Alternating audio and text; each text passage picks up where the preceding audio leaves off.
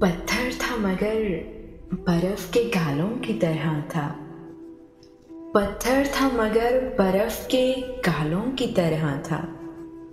ایک شخص اندھیروں میں اجالوں کی طرح تھا، خواب کی طرح تھا نہ خیالوں کی طرح تھا، وہ علم ریاضی کے سوالوں کی طرح تھا، الجھا ہوا ایسا کہ کبھی سلجھ ہی نہ پایا، سلجھا ہوا ایسا کہ مثالوں کی طرح تھا، وہ مل تو گیا تھا مگر اپنا ہی مقدر، شطرنج کی الجھی ہوئی چالوں کی طرح تھا، وہ روح میں خوشبو کی طرح ہو گیا تحلیل، جو دور بھی چاند کے حالوں کی طرح تھا۔